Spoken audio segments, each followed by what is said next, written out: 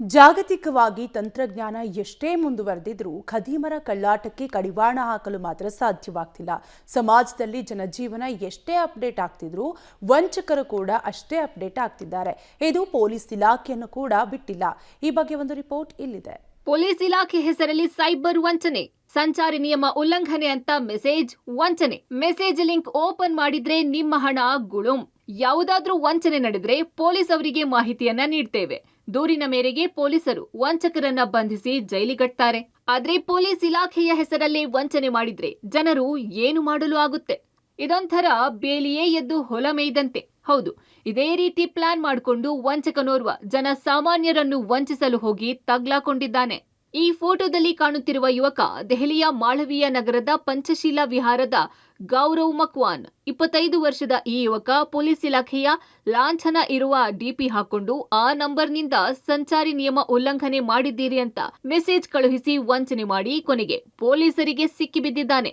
ಮಂಗಳೂರಿನ ಕೊಟ್ಟಾರ ನಿವಾಸಿ ಯದುನಂದನ್ ಆಚಾರ್ಯ ಅನ್ನೋರ ವಾಟ್ಸ್ಆಪ್ಗೆ ವಿಹಾನ್ ಪರಿವಾಹನ ಆಪ್ಗೆ ಫೈಲ್ ಕಳುಹಿಸಿದ್ದ ಗೌರವ್ ಆ ಫೈಲ್ ಅನ್ನ ಡೌನ್ಲೋಡ್ ಮಾಡುತ್ತಿದ್ದಂತೆ ಫ್ಲಿಪ್ಕಾರ್ಟ್ ಖಾತೆ ಹ್ಯಾಕ್ ಆಗಿದೆ. ಈ ಖಾತೆಯನ್ನ ಬಳಕೆ ಮಾಡಿಕೊಂಡು ಡೆಬಿಟ್ ಮತ್ತು ಕ್ರೆಡಿಟ್ ಕಾರ್ಡ್ಗಳಿಂದ 1,31,000 ರೂಪಾಯಿ ಮೌಲ್ಯದ 2 ಮೊಬೈಲ್ ಫೋನ್, 1 ಏರ್ಪಾಡ್ ಹಾಗೂ ಗಿಫ್ಟ್ ವೋಚರ್ಗಳನ್ನ ಖರೀದಿ ಮಾಡಿದ್ದ. ವಂಚನೆಗೆ ಒಳಗಾದ ಯದುನಂದನ್ ಆಚಾರ್ಯ ಮಂಗಳೂರಿನ ಸೆಂಠಾಣೆಗೆ ದೂರು ನೀಡಿದ್ರು.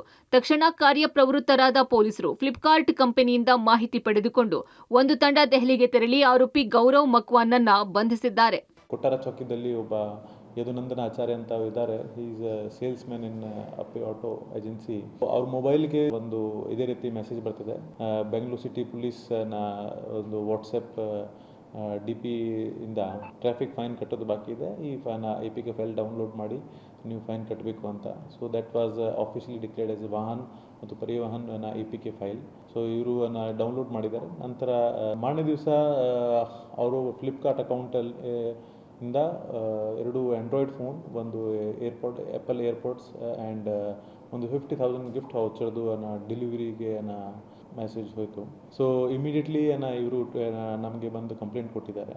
ಆಂಡ್ರಾಯ್ಡ್ ಫೋನ್ ಸೇರಿದಂತೆ 5 ಐಫೋನ್ 15, 2 ಏರ್ಪೋರ್ಟ್ ಸೇರಿದಂತೆ ಆರೋಪಿ ಕೃತ್ಯಕ್ಕೆ ಬಳಸಿದ್ದ ಮೊಬೈಲ್ ಫೋನ್ ಸೇರಿದಂತೆ ಒಟ್ಟು 4 ಲಕ್ಷ ರೂಪಾಯಿ ಮೌಲ್ಯದ ಸ್ವತ್ತುಗಳನ್ನು ವಶಕ್ಕೆ ಪಡೆದುಕೊಳ್ಳಲಾಗಿದೆ.